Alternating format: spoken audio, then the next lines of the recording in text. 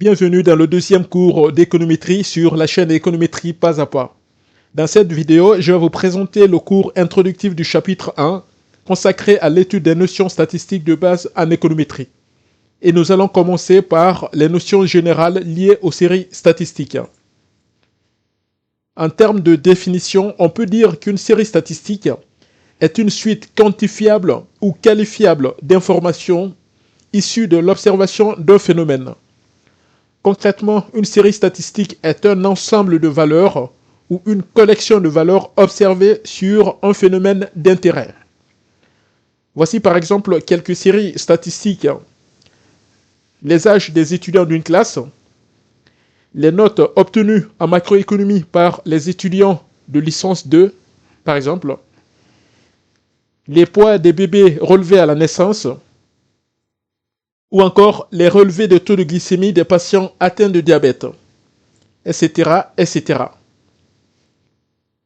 Trois notions fondamentales sont associées à la notion de série statistique. Il s'agit notamment des notions d'unité statistique, de population statistique et d'échantillon statistique. L'unité statistique représente le sujet ou l'objet sur lequel porte l'observation.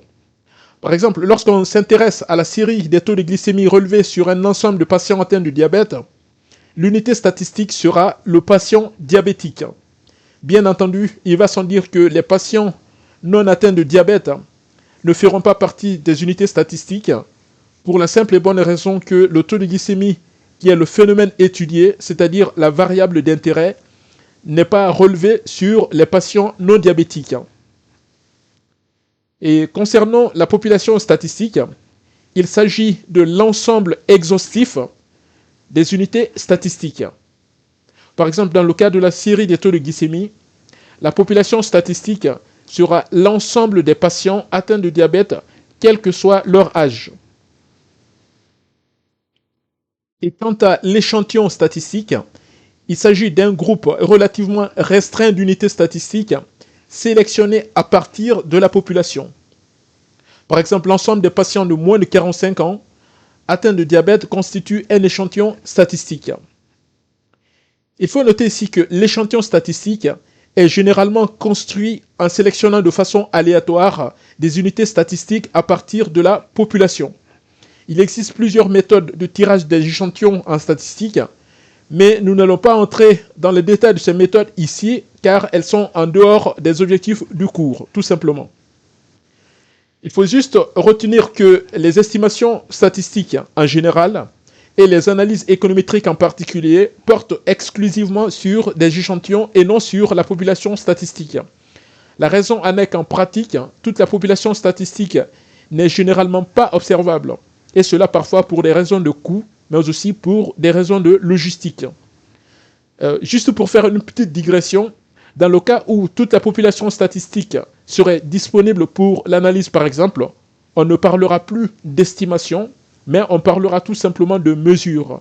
La différence en est que l'estimation comporte toujours une part d'incertitude liée aux aléas, tandis que la mesure est toujours presque certaine.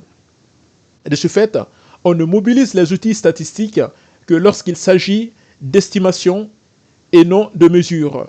L'objectif étant de proposer des valeurs estimées en prenant en compte la part due à l'aléa. Donc, pour tout le reste du cours, quand on va parler de données, on parle implicitement des données de l'échantillon. En économétrie, une série statistique correspond à ce qu'on appelle variable économique ou tout simplement variable. Les deux termes série statistique et variable sont interchangeables, même si la notion de série est plus liée au jargon statistique que la notion de variable qui, elle, est utilisée à la fois en économétrie et aussi en statistique. Donc, elle est plus générale. Donc, en économétrie, quand on parle de variable, on parle implicitement de série statistique. Aussi, en statistique, tout comme en économétrie, on distingue des variables quantitatives et des variables qualitatives. En l'occurrence, on peut distinguer des variables quantitatives continues, des variables quantitatives discrètes et des variables qualitatives. Les variables qualitatives peuvent être de type ordinal ou non ordinal. Pour les variables quantitatives continues, il s'agit des variables dont les valeurs sont fractionnables, c'est-à-dire que les valeurs peuvent être décimales ou entières. Euh, En guise d'exemple de variables quantitatives continues, on a par exemple l'âge des parents d'élèves, le poids d'un colis, le montant mensuel de salaire d'un travailleur, le PIB annuel d'un pays ou le taux d'intérêt directeur de la banque centrale, etc., etc. Donc, comme je viens de l'évoquer, les variables quantitatives, surtout les variables quantitatives continues, peuvent prendre des valeurs entières, également des valeurs décimales. Par exemple, les valeurs sont exclusivement entières dans le cas, par exemple, de l'âge en année révolue. La notion d'âge en année révolue ne prend pas en compte la partie décimale de l'âge. Il s'agit donc d'une variable, même s'il s'agit d'une variable quantitative continue, les valeurs sont entières. Donc au final, si on peut résumer, on peut dire que les variables quantitatives continues sont des variables qui peuvent prendre des valeurs entières, mais aussi des valeurs décimales pour ajouter plus de précision. En revanche, pour les variables quantitatives discrètes, il s'agit des variables qui ne peuvent prendre que des valeurs entières exclusivement. Les variables quantitatives discrètes ne prendront jamais de valeur décimale. Ce sont donc des variables dont les valeurs ne sont pas fractionnables. Par exemple, le nombre d'enfants d'une famille, ou encore le nombre de clients abonnés d'une société de télécommunications, ou encore le nombre de passagers d'un train ou d'un avion, etc., etc. Donc, s'agissant maintenant de variables qualitatives, ce sont des variables dont les valeurs sont appelées modalités. Par exemple, la variable genre est une variable qualitative dont les modalités sont homme, femme ou autre. Voilà. Ou encore, la couleur rencontrée par un automobiliste lorsqu'il arrive à un feu de circulation. Le feu peut être aux couleurs rouge, à l'orange ou au vert. Donc les variables qualitatives sont des variables dont les valeurs ne peuvent pas être quantifiables, même si parfois on peut utiliser des codes numériques pour représenter les valeurs, appelées encore modalités. Par exemple, pour le genre, on peut coder la modalité homme par 1 et la modalité femme par 2. Ou encore pour le feu de croisement, on peut coder la couleur rouge par 1, la couleur orange par 2 et la couleur verte par 3. Comme nous allons le voir tout à l'heure, une variable codée numériquement n'est pas nécessairement une variable quantitative. C'est important de noter cette différence justement. Donc, en résumé, une variable qualitative est une variable dont les valeurs sont des modalités et ces modalités peuvent être des codes textuels ou des codes numériques. Aussi, il faut noter que les modalités d'une variable qualitative peuvent être ordinales ou non ordinales. Les modalités sont dites ordinales lorsqu'on peut établir un ordre clair dans les valeurs. Par exemple, les niveaux de diplôme universitaire comme le triptyque licence, master, doctorat sont des valeurs ordinales, car on peut établir un ordre hiérarchique clair entre ces valeurs. Un autre exemple de modalité ordinale est le degré de satisfaction d'un client suite à l'achat d'un produit. Le client peut être pas du tout satisfait, moyennement satisfait ou très satisfait. On voit donc clairement un ordre dans les valeurs, même si ces valeurs restent subjectives. Pour les modalités non ordinales, à la différence des modalités ordinales, on ne peut établir aucun ordre clair dans les valeurs justement. C'est le cas, par exemple, de la variable genre, dont les modalités sont homme-femme, ou encore les couleurs des voitures achetées par les clients, chez Tesla par exemple, ou chez Renault, ou chez Ferrari, ou encore la profession exercée par les parents des étudiants, la nationalité ou encore la religion. Pour l'ensemble de ces valeurs, il est difficile ou quasiment impossible d'établir un ordre clair dans les modalités de manière incontestée. Il faut juste noter que déterminer la nature d'une variable d'analyse est une étape cruciale dans la démarche statistique ou économétrique. C'est pour cela d'ailleurs on insiste sur ces notions, sur ces distinctions. Par exemple, le choix du modèle d'analyse en économétrie dépendra fortement de la nature de la variable d'intérêt. En pratique, lorsque notre variable d'intérêt, c'est-à-dire la variable que nous cherchons à étudier, est une variable quantitative, alors on choisira les modèles d'estimation linéaires. Par contre, lorsque la variable d'intérêt est une variable qualitative, on choisira des modèles de probabilité. Donc avant toute analyse en économétrie, il faut d'abord veiller à déterminer la nature des variables d'intérêt. Nous reviendrons sur tous ces aspects dans les prochains chapitres, bien entendu.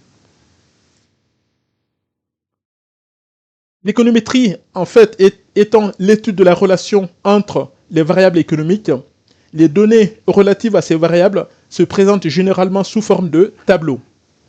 Par exemple, cette structure de tableau montre le format de présentation pour trois variables x, y et z.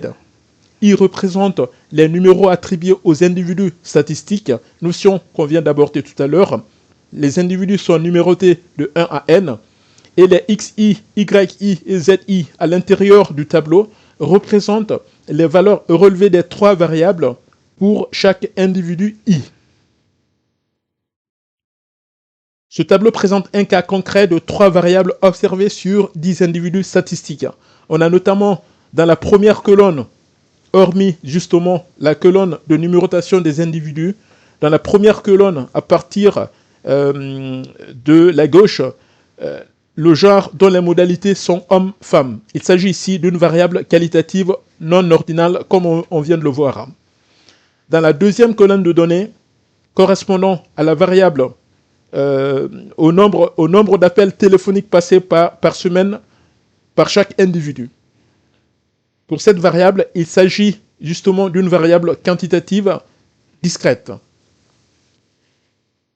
Dans la troisième colonne, justement, nous avons le salaire mensuel de l'individu.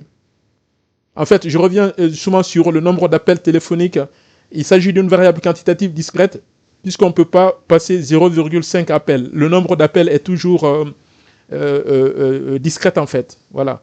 Donc quand on peut passer 2 appels, 3 appels, 4 appels, mais on ne peut pas passer 2,5 appels. Voilà. C'est pour ça qu'on considère la variable nombre d'appels téléphoniques comme une variable quantitative discrète. Justement, dans la troisième colonne, nous avons le salaire mensuel de l'individu qui est par contre une variable quantitative continue, puisque le salaire peut être avoir une valeur décimale justement en prenant en compte les valeurs de centimes justement si on exprime en euros ou en dollars.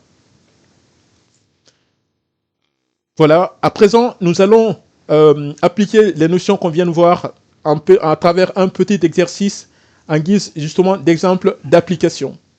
Je vous propose dans l'exercice un ensemble de variables et on détermine ensemble quelle est la nature de chacune. Savoir s'il s'agit d'une variable quantitative continue, discrète, ou bien une variable qualitative ordinale ou non ordinale. C'est parti. On commence par la variable distance entre deux villes. Il s'agit ici d'une variable quantitative continue, puisque la distance peut prendre une valeur décimale tout simplement. Par exemple, la distance entre deux villes peut être de 136,5 km. En tout exemple, 0,5 km correspond à un demi-kilomètre, donc une valeur décimale, une valeur fractionnée. Alors, la variable distance est une variable quantitative continue.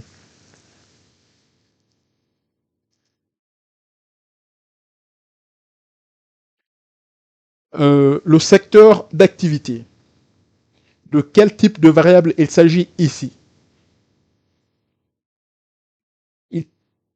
Sans aucun doute, il s'agit d'une variable qualitative non ordinale, puisqu'on peut coder le secteur d'activité de manière à avoir les trois valeurs généralement reconnues, le secteur primaire, le secteur secondaire et le secteur tertiaire. Et comme il n'y a aucun ordre hiérarchique entre ces trois valeurs, donc ces trois modalités de secteur d'activité. Il s'agit donc d'une variable qualitative non ordinale, dans les analyses économétriques en tout cas.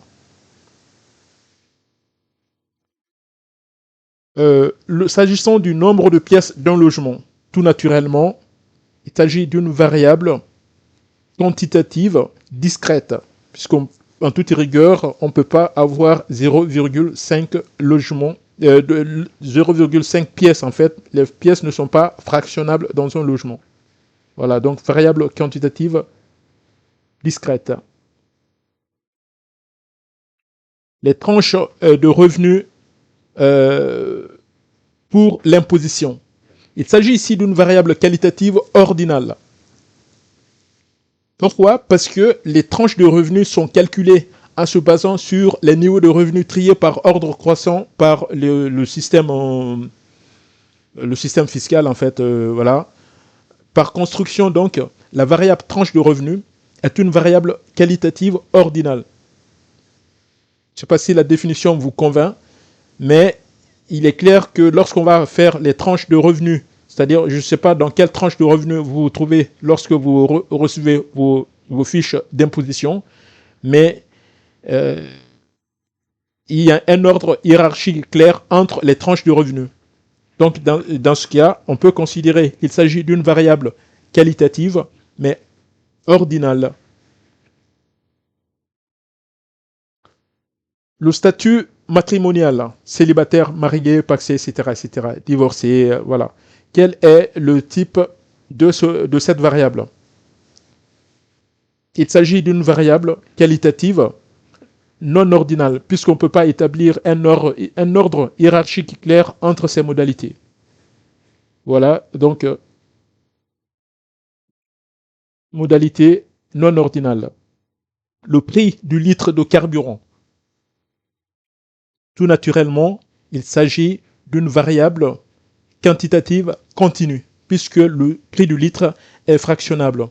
Par exemple, à la pompe en ce moment, le prix de l'essence super sans plomb est de 2,23 centimes, c'est-à-dire 2,23 €, donc ce qui correspond à 2,23. Étant donné que la valeur du prix du litre de carburant peut être décimale, donc fractionnable, alors le prix du litre de carburant est une variable quantitative continue. Maintenant, le nombre d'années d'expérience. Quel est le type ou la nature de cette variable? Il s'agit d'une variable quantitative continue.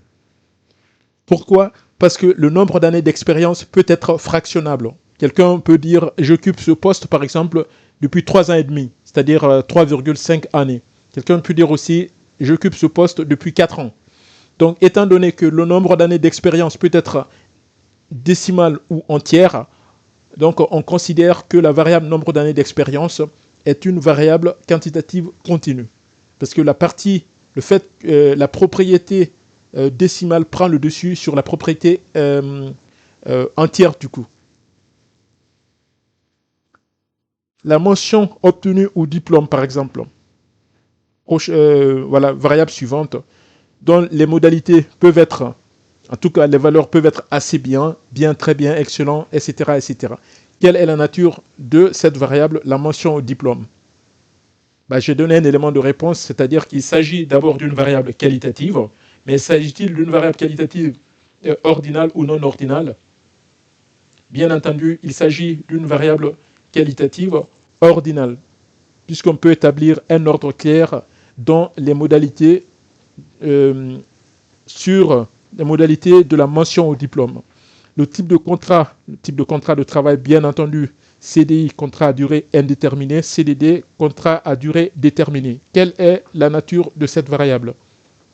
Il s'agit d'une variable qualitative non ordinale, puisqu'on ne peut pas établir d'ordre clair entre les types de contrats. Il y a des contrats de type CDI qui sont plus intéressants que les contrats en CDD, et des contrats en CDD qui sont plus intéressants que les contrats en CDI. Donc on ne peut pas établir fondamentalement d'ordre clair dans ses modalités. Il s'agit donc d'une variable qualitative non ordinale.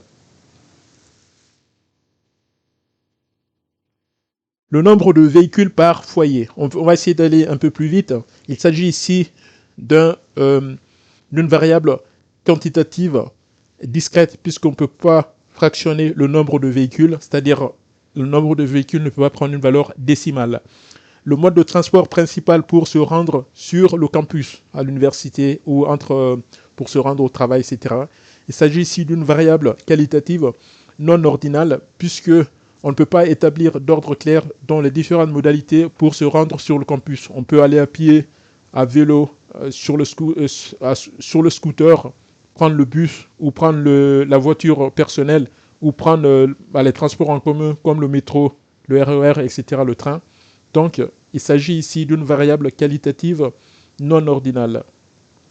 La consommation d'électricité en kWh. Il s'agit naturellement d'une variable quantitative continue, puisque la consommation peut être fractionnable. 0,5 kWh par exemple, ça existe. Donc, voilà, une variable quantitative continue. Le taux d'inflation annuel dans un pays, variable quantitative continue. Le nombre de salariés d'une entreprise, valeur non fractionnable, alors variable quantitative discrète. Le montant d'un loyer, valeur fractionnable, donc valeur fractionnable en une partie décimale ou une partie entière, alors il s'agit d'une variable qualitative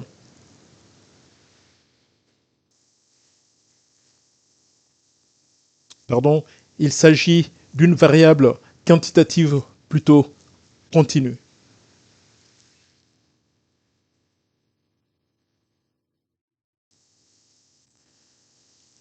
Maintenant, ce serait à votre tour de jouer en fait. Je vais vous proposer quelques variables et je vous laisse trouver la réponse en guise d'exercice. Les questions seront numérotées de 1 à 18 et les réponses possibles seront A, B, C ou D sous forme de QCM. Donc pour chaque numéro, je vais vous afficher tout à l'heure les variables. Pour chaque numéro de variable, indiquez tout simplement la lettre correspondante. Mettez vos réponses surtout en commentaire de la vidéo. 1, A, 2, B, etc., etc. Je vais passer en revue les différentes réponses et je mettrai également mes réponses dans la description de la vidéo pour que vous puissiez comparer vos réponses avec celles que je vais mettre et pour voilà, avoir aussi vos retours. Donc, voici la liste des variables. Donc, en 1, on a la surface habitable d'un logement. S'agit-il d'une variable quantitative ou qualitative, quantitative continue discrète ou qualitative ordinale ou non ordinale, etc., etc. Choisissez la réponse correspondante A, B, C ou D. En 2, la température extérieure. Quelle est la nature de cette variable? Le cours d'une action. Une action, c'est-à-dire sur les marchés boursiers, bien entendu. Quelle est la nature de cette variable? En 4, le nombre de jours de congé d'un salarié, par exemple. En 5, le statut d'occupation d'un logement. Les statuts, c'est généralement locataire, propriétaire, etc., etc. Quelle est la nature de cette variable? Les dépenses alimentaires mensuelles, en devises, par exemple en euros ou en dollars. Quelle est la nature de cette variable? En 7, le nombre d'appels téléphoniques reçus par un individu. Quelle est la nature de cette variable? La note de crédit attribuée par une agence de notation à une entreprise, par exemple. Quelle est la nature de cette variable? Généralement, les valeurs sont AAA, BBB, AB+, etc., etc. Et quelle est la nature de cette variable? Le nombre de points sur un permis. Bien entendu, il s'agit ici des permis à points du système européen, par exemple. Le nombre de points sur un permis à un instant donné, quelle est la nature de cette variable? Le nombre de cigarettes fumées par un individu par jour, quelle est la nature de cette variable? La durée d'une vidéo sur YouTube, par exemple, en heures, en minutes, etc., etc. Quelle est la nature de cette variable? Le nombre de comptes bancaires détenus par un individu. Quelle est la nature de cette variable? Le moyen de paiement utilisé pour régler un achat. Sachant que généralement, pour régler un achat, les commerçants proposent plusieurs moyens aux clients. Carte bancaire, en espèces, chèques, etc., etc. Quelle est la nature de cette variable? Le nombre de véhicules passant à un péage d'autoroute par jour, par heure, par pas de 30 minutes, etc., etc. Quelle est la nature de cette variable? Le taux de croissance annuel du PIB d'un pays. Quelle est la nature de cette variable? En 16, le temps de trajet en minutes entre la maison et l'école, par exemple, ou entre la maison et le lieu de travail. Quelle est la nature de cette variable? Le nombre de produits achetés par un client dans un supermarché. Quelle est la nature de cette variable? Et enfin, en 18, les classes d'âge. Par exemple, les classes d'âge construites sur des individus à partir d'un échantillon obtenu suite à une enquête, etc., etc. Les classes d'âge, quelle est la nature des classes d'âge construites à partir des âges des individus? Voilà. Donc, nous sommes arrivés à la fin des questions. Et j'espère que, surtout, nous sommes arrivés aussi à la fin de la vidéo. Donc, j'espère que la vidéo vous a été instructive et utile.